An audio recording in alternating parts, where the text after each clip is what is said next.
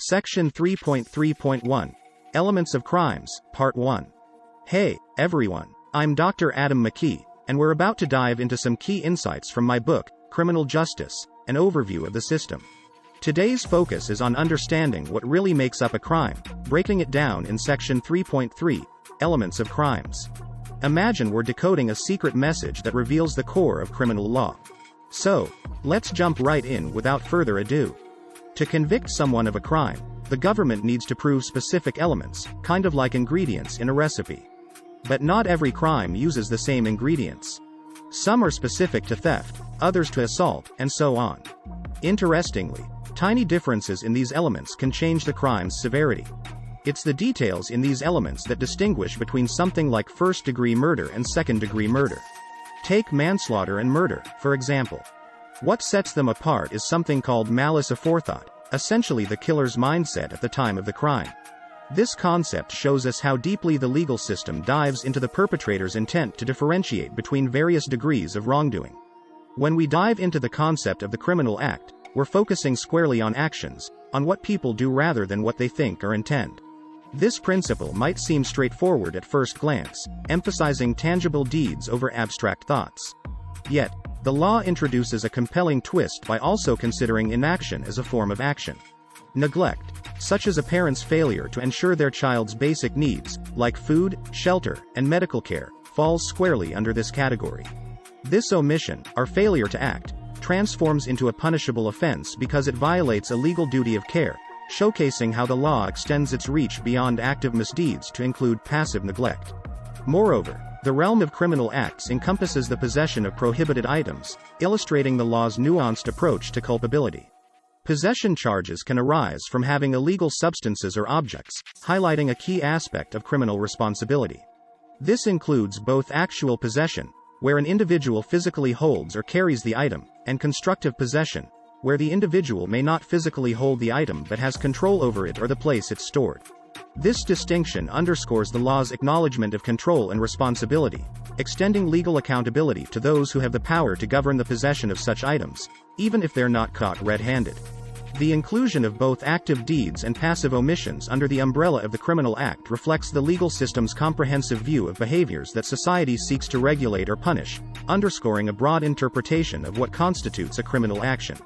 Delving into mens rea, or the guilty mind, we explore the intricate landscape of intent within criminal law. This concept is pivotal, as it illuminates the psychological backdrop against which a crime is committed, differentiating between various levels of culpability based on the perpetrator's state of mind. Intent is a multifaceted dimension, ranging from actions undertaken with deliberate purpose to those arising from a reckless disregard for potential harm. When someone acts with purpose, they do so with a clear objective in mind, fully intending the outcomes of their actions. This deliberate intentionality sits at one end of the spectrum, indicating a direct and conscious decision to commit a criminal act. On the other hand, knowing behavior involves an awareness of the likely consequences without necessarily desiring them, acknowledging the harm that could ensue from one's actions yet proceeding regardless. Recklessness introduces a more haphazard attitude towards risk, where an individual consciously disregards known dangers, indifferent to the potential harm their actions may cause. This disregard for safety reflects a willingness to flirt with danger, prioritizing one's desires over the well-being of others. Negligence, however, stems from a failure to perceive a risk that would be obvious to another reasonable person, showcasing a lapse in judgment or a deficiency in foresight rather than a conscious choice to harm. These distinctions in degrees of culpability highlight the law's nuanced approach to assessing moral and legal blame, recognizing that not all wrongful acts stem from the same mental place. By categorizing intent into purposeful, knowing, reckless, and negligent actions, criminal law seeks to tailor justice to the individual circumstances of each case, ensuring that penalties accurately reflect the nature of the mental state accompanying criminal acts. This nuanced understanding of intent is crucial for a fair and just legal system, as it acknowledges the complexity of human behavior and the variety of factors that can influence one's actions. In the landscape of criminal law, there exists a unique category of crimes that sidesteps the traditional requirement of proving intent, known as strict liability offenses. For these specific violations, the mere commission of the act, such as speeding, is sufficient grounds for legal action and potential conviction, without the need to delve into the perpetrator's state of mind. This principle underscores the idea that certain actions pose such a risk to public safety or welfare that the law prioritizes enforcement of the rules over investigating the individual's intent.